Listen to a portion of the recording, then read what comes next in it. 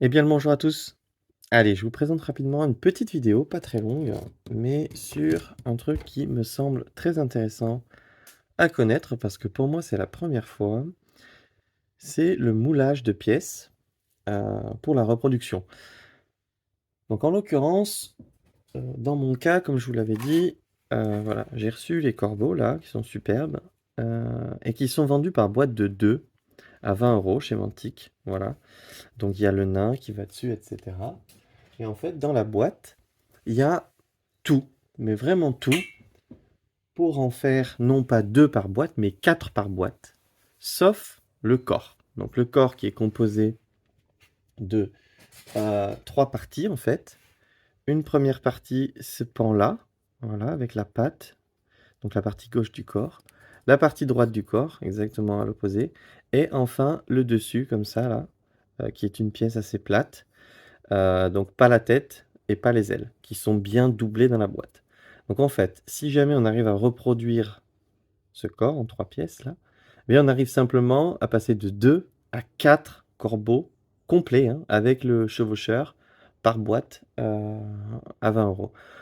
Donc là, j'ai vu tout de suite une opportunité, surtout que c'est une unité que j'aime bien, dans ses caractéristiques sur le jeu. Hem, du coup, vu que j'avais acheté 5 boîtes, ce qui me faisait 10 corbeaux, donc 5 boîtes, c'est équivalent de 5 régiments, heu, pour ce type d'unité. Eh bien, heu, en essayant de doubler ça, c'est-à-dire en créant 10 corps, je vais pouvoir faire non pas 5 mais 10 régiments, voilà, ce qui est énorme, pour le même prix. Donc pour ça, comment faire? Bah, c'est assez simple finalement, donc c'est la première fois que je le fais, mais donc j'ai acheté de la Blue Stuff, donc chez Green Stuff World, mais je pense que vous pouvez vous fournir n'importe où. Donc c'est une pâte comme ça qui est assez, assez souple, vous voyez, voilà, et qu'en fait, en la mettant dans l'eau chaude, dans l'eau bouillante, donc c'est des petites barrettes comme ça qui vous la mettez dans l'eau bouillante pendant, alors eux, ils disent 3 minutes, moi j'ai plutôt constaté entre 5 et 7, et vraiment histoire qu'elle soit vraiment molle, qu'on puisse la bouger comme on veut, c'est vraiment très malléable. Alors c'est un peu chaud sur les mains, j'imagine que normalement, il faut mettre des gants. Et du coup, vous venez, créer vos moules avec la pièce avant que ce soit monté, évidemment. Moi, j'ai moulé les 3 pièces, en fait.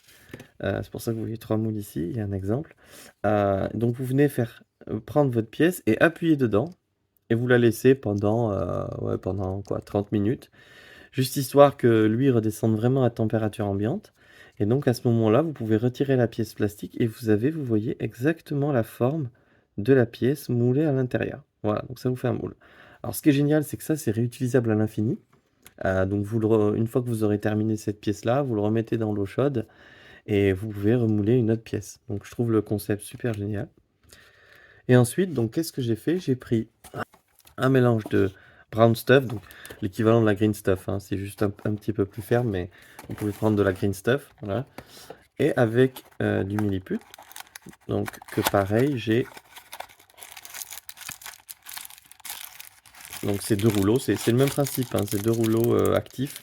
Et lorsque vous les mélangez, ben, il y a une réaction chimique qui se crée, et puis au bout d'un certain temps, ben, ça durcit. Donc, en fait, ça mélangé à ça, vous avez de bonnes propriétés sur la pâte en fait finale que vous avez. Donc vous en faites une première petite boule, vous mélangez bien tout le mini-put, ensuite vous mélangez bien toute la brown stuff. Vous mettez les deux ensemble, pouf, et vous avez une pâte de cette couleur.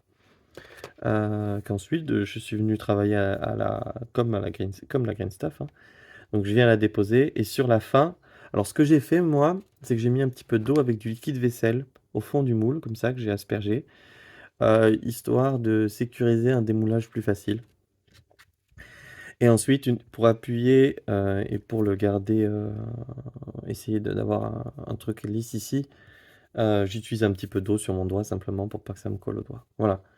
Donc allez, on va démouler le premier ensemble. Donc vous voyez, ça se démoule très facilement. Bon, faut y aller doucement, hein, c'est comme tout, hein. Si vous y allez comme un bourrin, vous allez casser la pièce, mais là, si on y va doucement, hop, voilà. Donc le moule est là. Donc celui-là, c'est l'équivalent de l'autre, j'en ai fait deux. Et donc voilà avec quoi on se retrouve. Voilà, donc vous voyez, la pièce, elle est propre.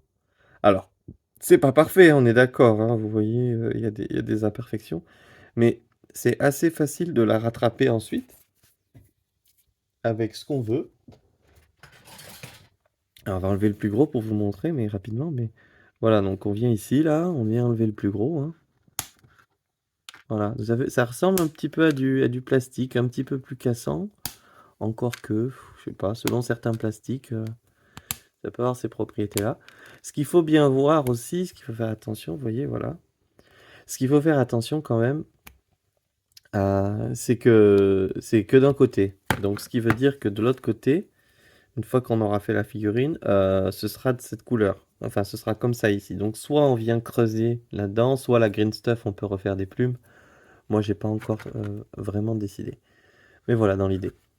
Allez, on va démouler les autres. Alors là, c'est un peu plus touchy parce que vous voyez sur la pièce initiale, il y a cette pâte qui est très fine. Donc c'est un petit peu compliqué à pas la casser. Donc on va essayer.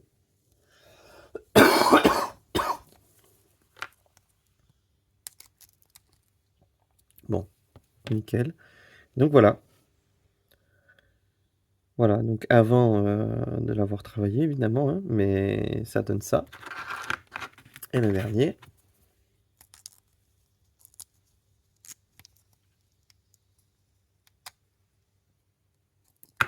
Voilà, on essaie toujours d'être faire ça doucement. Et voilà le dernier. Vous voyez tout de suite beaucoup de pâte, hein. Ça donne envie de la couper. Voilà. Donc avec ça, une fois que j'aurai tout, bah, je vais pouvoir les assembler. Donc une fois que ce sera plus propre que ça, évidemment, hein, je vais tout enlever, mais je pourrai recréer encore. Et donc, une fois terminé, je vais vous montrer toutes les étapes. Une fois qu'on travaille avec ça et un scalpel, on se retrouve avec des pièces comme ça.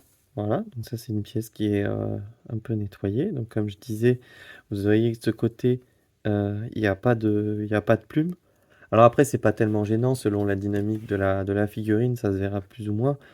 Mais moi, pour le coup, c'est vraiment le seul endroit ici qu'il faut que je retravaille. Donc peut-être que j'y ferai des plumes à la green stuff. Même si c'est pas parfait, l'idée c'est juste que si quelqu'un voit dessous, ce soit un peu plus propre. Voilà, donc on a ces pièces-là qui sont finies. Et ensuite, eh bien, on vient y mettre un petit peu de green stuff là où il faut. Et on assemble. Et voilà, donc on a un corbeau. Donc vous voyez, il y en a un d'origine. Et là, il y a celui que j'ai fait via la pâte. Donc je vous montrerai une fois peint, là j'ai pas eu le temps de le peindre. Donc ce que je suis venu faire, c'est faire l'assemblage. Et après terminer avec la green stuff, un petit peu recréer de la fourrure. Ici j'ai recréé un petit peu avec une autre pâte le trou, histoire que j'ai une bonne prise. Ici il y a un petit décalage un peu trop fort, pareil j'ai dû reprendre à la green stuff. Et vous voyez, comme je vous disais, ici on n'a pas les plumes encore. Et là j'ai mis la tête. Et vous voyez, la tête, j'ai un côté, bah, ça tombe plutôt bien, même s'il y a une petite reprise à faire en bas.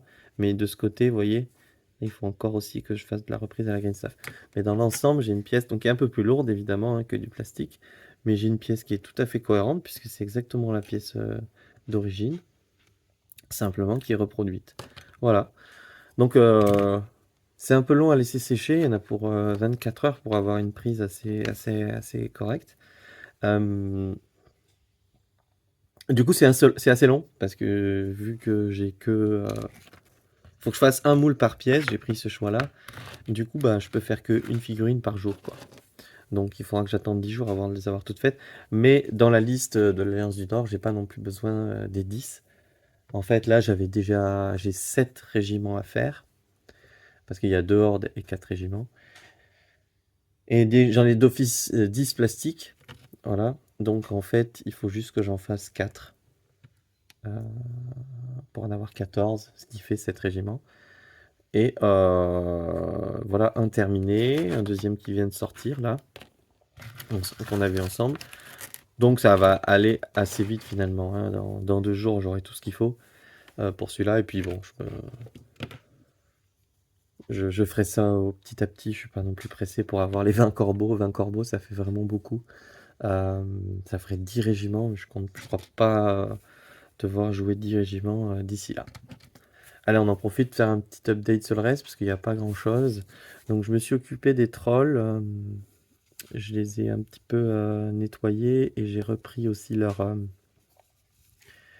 les jonctions qui n'étaient pas correctes. Encore une fois à la pâte, hein, la résine.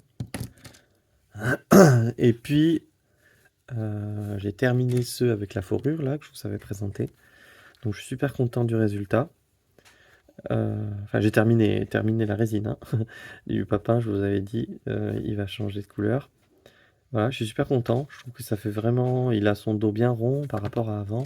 Voilà, si on regarde avant, il y a cette armure que je trouve pas cohérente. Et là, avec la fourrure, j'aime beaucoup. Donc j'en ai terminé 4 comme ça avec la fourrure. Et je vais essayer de faire un peu de la variation. J'ai réfléchi à faire mes trolls prime, donc les héros trolls là, avec peut-être des pics vraiment à la sauvage ici sur les côtés. Je vais tester. Et puis certainement d'autres avec fourrure pour apporter un petit peu de variété. Et puis au niveau des Frostfang là, pareil, je suis venu reprendre un mauvais appariement entre la tête et le corps, hein, sur ceux imprimés en 3D. Alors ça arrive souvent, hein, sur les impressions 3D, donc il faut souvent reprendre un petit peu. Voilà, donc là c'est propre. Et bien on avance vraiment bien puisque on est clairement dans les temps sur le projet. On a le géant qui a un petit peu avancé aussi, vous voyez. Voilà. Bon alors lui on voit rien, il est tellement gros qu'il passe pas dans la caméra, le coquin. Voilà, mais donc l'os est passé en contraste. La peau a eu déjà 4 couches de contraste très fines, histoire d'apporter un truc sympa. Là, j'ai commencé à mettre de la fourrure ici. Ouais, il progresse. Donc ça, c'est pas mal. Et du coup, tous les trolls que vous voyez là, il y en a pas mal, hein. Il y en a 6, 10, plus les 3 Frostfang, qui seront 3 héros en fait, hein. Tengen sur Frostfang, là.